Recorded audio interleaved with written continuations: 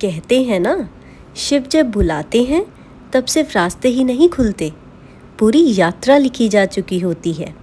मौसम, रास्ते, साथ चलने वाले लोग और यहाँ तक कि हर छोटा बड़ा संजोग सब उन्हीं की कहानी का हिस्सा होता है, जो शायद भोलेनाथ पहले ही लिख चुके होते हैं। और जब आप अमरनाथ पहुँच जाते हैं तब एहसास होता है कि वो सिर्फ बुलाते नहीं, वो तो हर कदम पर साथ भी चलते हैं। बालटाल रूट से हमारी ये यात्रा फिज़िकली जितनी चैलेंजिंग थी, दिल के लिए उतनी ही सुकून देने वाली थी। आज इस वीडियो में सिर्फ हमारी जर्नी ही नहीं, बल्कि वो छोटी छोटी बातें भी शेयर करेंगे जो शायद किसी गाइड बुक में नहीं मिलती। ट्रिप की शुरुआत हुई चंडीगढ़ से। तो चंडीगढ़ से निकले और पहले दिन सांबा यानी कि जम्मू में जाकर रुक गए। अब प्लान तो ये था कि अगले दिन सुबह जल्दी निकल जाएंगे और शाम तक श्रीनगर, और फिर अगले दिन श्रीनगर से बालटाल बेस कैंप पहुंच जाएंगे। लेकिन होना तो वही था ना जो मंजूर था भोले बाबा को। सुबह जल्दी निकलने के बाद भी टिकरी चेक पोस्ट पर लगभग 3 घंटे के ट्रैफिक जाम में हम लोग फंस गए। तो हमें पता चला कि यहाँ हर चेक पॉइंट का एक फिक्स्ड कट ऑफ टाइम रहता है। चाहे आप अमरनाथ जा रहे हो, चाहे श्रीनगर या फिर लेह लद्दाख, अगर आप अलॉटेड टाइम के बाद चेक पॉइंट क्रॉस करते हो तो आपको आगे जाने नहीं दिया जाता। Now comes RFID card. ये कार्ड आपको अलॉटेड यात्रा डेट से 2 दिन पहले से ही इशू होना स्टार्ट होता है, but I would personally recommend कि आप लोग इसे कथुआ से ही बनवा लो, बिकॉज श्रीनगर में इतनी भीड़ होती है कि आपको रजिस्ट्रेशन में ही बहुत टाइम लग जाएगा।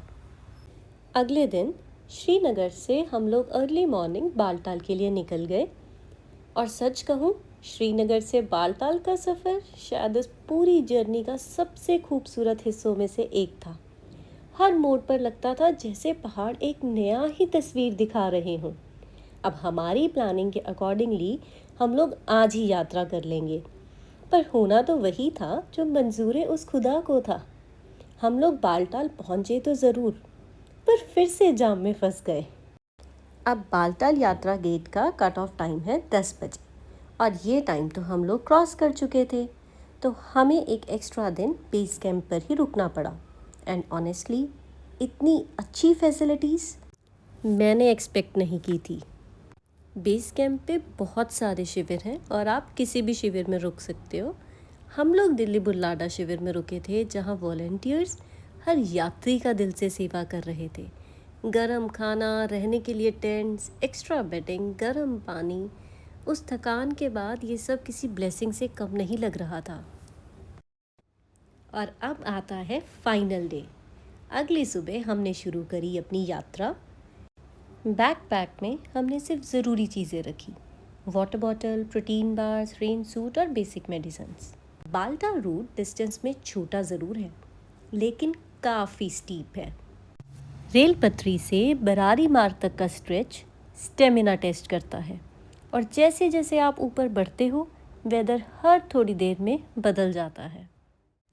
गुफा के पास फ़ोन्स अलाउड नहीं थे, और क्योंकि भीड़ भी बहुत ज़्यादा थी तो हमने अपना बैकपैक प्लस हमारे फ़ोन्स क्लॉक रूम नंबर 7 में डिपॉजिट करवा दिए थे।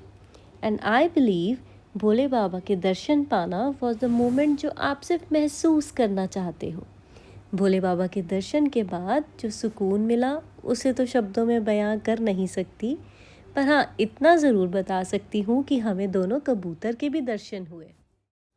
लेकिन असली कहानी शुरू हुई दर्शन के बाद। वापसी के वक्त बारिश बहुत तेज़ हो गई। रास्ता पूरी तरह कीचड़ से भर चुका था, अंधेरा हो चुका था, और इसी बीच मैं अपनी फैमिली से बिछड़ गई। मेरे पास फ़ोन भी नहीं था, और ना ही मुझे समझ आ रहा था कि नीचे पानी है, कीचड़ है या फिर रास्ता। मैं एक पत्थर पर खड़ी रही और ऑनेस्टली बहुत ज़्यादा डर गई थी। तभी एक लोकल घोड़े वाले भैया रुक गए। उन्होंने एक हाथ से अपना घोड़ा संभाला और दूसरे हाथ से मेरा हाथ पकड़कर बस इतना कहा, डरो मत, मेरा हाथ पकड़ लो। उन्होंने मुझे सेफली आगे तक ले जाकर छोड़ दिया, मेरे सर पर हाथ रखा और फिर अपने रास्ते चले गए। रात के लगभग 11:30 बज चुके थे जब हम वापस बेस कैंप पहुंचे। हम पूरी तरह भीग चुके थे और एक्स्ट्रा कपड़े भी नहीं थे। दिल्ली बुल्लाडा शिविर के वॉलंटियर्स ने हमें पहचान लिया।